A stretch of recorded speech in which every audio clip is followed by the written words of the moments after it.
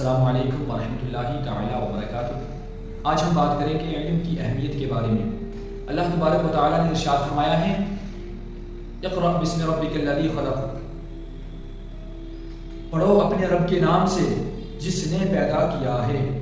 اس آیت سے ہمیں پتہ چلتا ہے کہ سب سے پہلے اللہ تبارک و تعالیٰ نے پڑھنے کا حکم دیا ہے، اور نبی کریم صلی اللہ تعالیٰ علیہ وسلم نے ارشاد فرمایا، علم حاصل کرنا ہر مسلمان مرد عورت پر فرض ہے۔ اس سے ہمیں معلوم ہوتا ہے کہ علم حاصل کرنا صرف لڑکوں کے لیے نہیں بلکہ لڑکیوں کے لیے بھی ضروری ہے۔ علم ایک چراغ کی طرح ہے جو اندھیرے میں روشنی پھیلا دیتا ہے۔ جس طرح اندھیرے کمرے میں کچھ نظر نہیں آتا، جب لائٹ جلتی ہے تو سب کچھ صاف دکھائی دیتا ہے، اسی طرح علم دل اور دماغ کو روشن کرتا ہے۔ مثال کے طور پر ایک کسان بیج بوتا ہے، آہستہ آہستہ وہ پودا بڑا ہو کر درخت بن جاتا ہے۔ علم بھی ایسا ہی ہے، چھوٹے سبق سے شروع ہوتا ہے اور انسان کو بڑا بنا دیتا ہے۔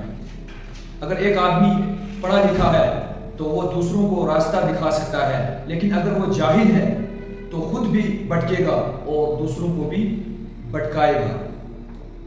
بچوں، علم سے انسان کو عزت ملتی ہے۔ جو بچہ پڑھتا ہے وہ کل کو ڈاکٹر، انجینئر، استاد یا فوجی بن سکتا ہے، لیکن جو نہیں پڑھتا وہ دوسروں پر بوجھ بن سکتا ہے۔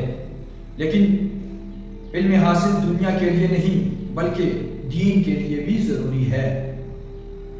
قرآن پاک پڑھنے والا بچہ سب سے زیادہ خوش نصیب ہوتا ہے۔ نماز پڑھنے کا طریقہ بھی ہم علم سے سیکھتے ہیں۔ روزہ، زکوٰۃ، حج سب کچھ علم کے ذریعے ہی معلوم ہوتا ہے۔